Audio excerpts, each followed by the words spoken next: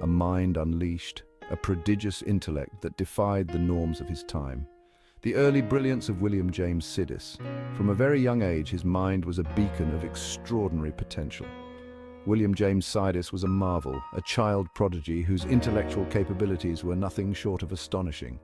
Born in 1898, his intellect was startling. Even as a toddler, he exhibited an uncanny ability to grasp complex concepts. He mastered language with ease, learning to read by the age of 2. By the time he was 6, he had already authored 4 books. He devoured knowledge with an insatiable appetite, exploring subjects far beyond his years. The world marveled at his abilities. Newspapers and magazines chronicled his every achievement, painting him as a genius of unparalleled proportions. Here was a child unlike any other, standing apart from his peers, not just in intellect, but in the sheer scope of his curiosity and understanding. Newspapers called him a prodigy, a wunderkind destined for greatness. His name became synonymous with brilliance. He entered Harvard at 11, a feat that was unheard of at the time. His intellect was undeniable, and his presence at such a prestigious institution only solidified his status as a genius. Yet behind the brilliance, a struggle brewed. The pressures of living up to such high expectations began to take their toll. The weight of expectation pressed down heavily on his young shoulders.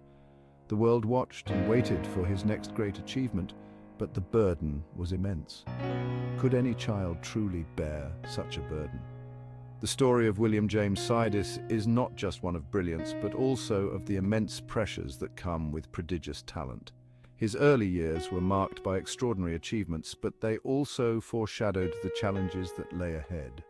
The world saw a genius, but behind the scenes, a young boy grappled with the weight of expectations and the desire for a normal childhood. His story is a poignant reminder of the delicate balance between nurturing talent and allowing a child to simply be a child. A legacy forged in the crucible of ambition and intellect. Nurturing a prodigy is no small feat. It requires dedication, vision, and an unwavering belief in potential.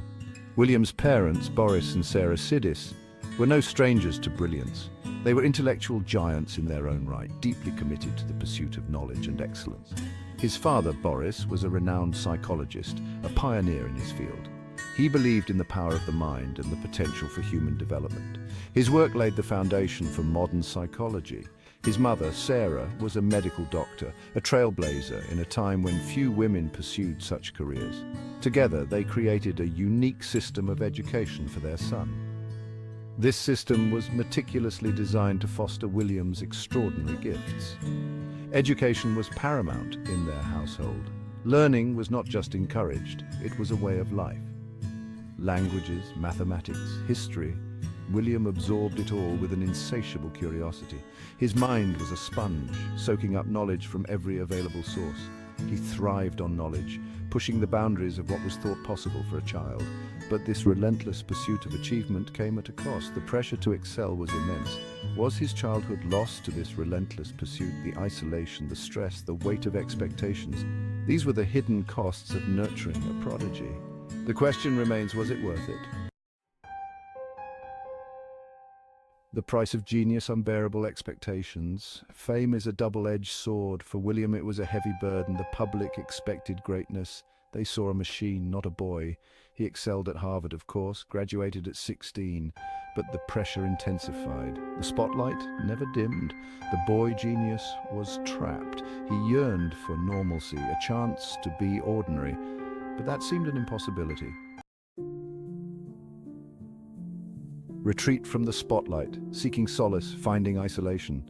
William made a choice. He withdrew. He left academia. He sought anonymity. He worked menial jobs. He blended in. He craved a life free from scrutiny, a life where his intellect wasn't a spectacle. But his retreat came at a price. Isolation became his new reality. He was alone with his thoughts, a genius lost in the crowd. The language of loneliness, expressing the unspoken. Writing became his outlet. He filled notebooks with ideas. He created languages, complex systems of thought.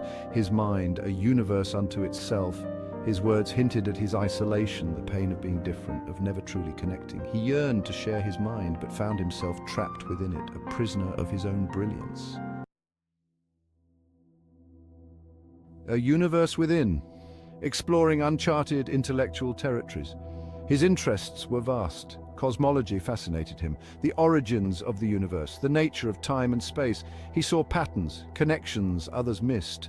He wrote about it all, filling notebooks with theories and observations, his mind a whirlwind of ideas, a universe unto itself. But who would explore it with him? Who could understand? The value of anonymity, finding freedom in obscurity. There was a certain freedom in anonymity. He could be himself, unburdened by expectations. He found solace in simple things, collecting streetcar transfers, learning new languages. He wrote under pseudonyms, published works on history, philosophy, mathematics, his brilliance hidden in plain sight. He found a measure of peace, away from the glare of the spotlight. Despite his efforts, loneliness plagued him. He craved connection, intellectual equals, someone to share his passions. But his genius was a barrier. People saw his intellect, not the man beneath. They misunderstood him, feared him. He was an enigma, a puzzle they couldn't solve. And so he remained alone. William James Sidis died young, a cerebral hemorrhage at 46, his brilliance extinguished, his potential unfulfilled. A tragic end to a life filled with both promise and pain. The world mourned the loss of a genius, but did they understand the man? The loneliness he endured, the weight of their expectations? Perhaps not. William Sidis' story is a cautionary tale, a reminder that genius comes at a price, that intelligence can be a double-edged sword. He was a prodigy, a mind ahead of his time, but he was also human, capable of hurt and loneliness.